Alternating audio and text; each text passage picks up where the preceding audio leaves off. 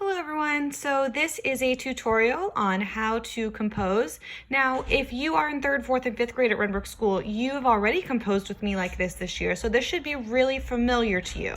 So today we are going to compose in 2/4. That is going to be our time signature.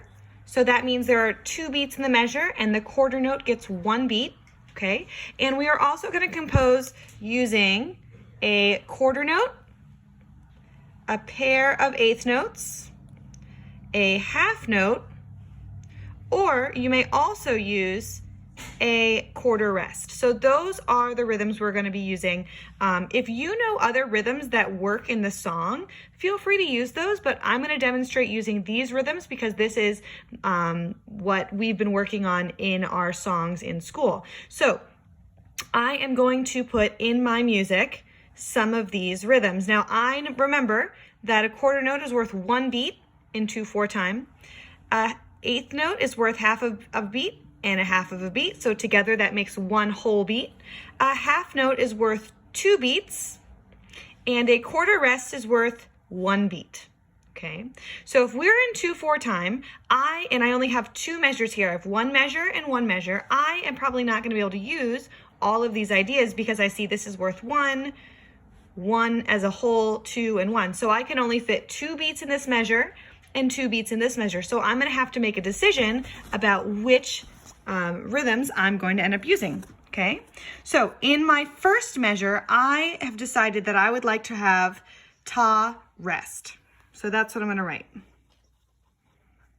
Ta, and then a rest. Now you can draw the quarter rest by drawing a 2 and then turning it into a 7. That's the best and easiest way to do the quarter note. Oh, hi, puppy. All right, so in my first measure, I've decided I want, hi, you were gonna take a nap?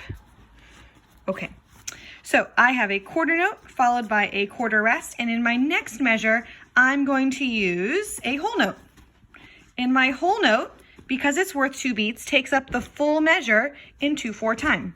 Okay, so my rhythm is ta, ta. Listen again, ta, ta. And now I'm going to decide what melody I want to add to that rhythm. Okay, hey, don't lick my paper.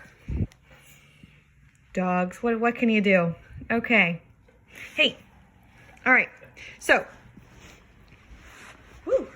Okay, so now we have our quarter note, quarter rest, and half note. I'm going to get rid of the rhythm options down here, and I'm just going to remind you what your melody options are. So you could have do, re, mi, fa, sol, la, ti, do. Those are your options. So you have the whole range of the scale, but remember, anything you compose should be singable, which means that if you're jumping around from like low do to high la or to high ti, that's probably really hard to sing. So if I were you and you are going to want to be able to sing what you're doing, you want to step between notes. So like do, re, mi is easier to sing than do, fa. That's a lot harder to sing.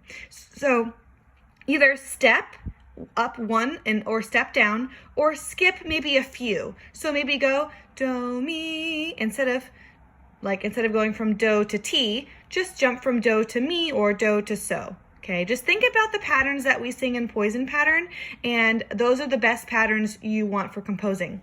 So in my melody up here, I have, or in my song, I want to add my melody because I have my rhythm. So my rhythm is ta, ta, and I want to add a melody to that. And it's always a good idea to start with do. Almost every song that you're going to make is either going to start with do and end with do. Okay, so you're going to go do, and then what do I want my half note to be? So let me think. I'm going to brainstorm.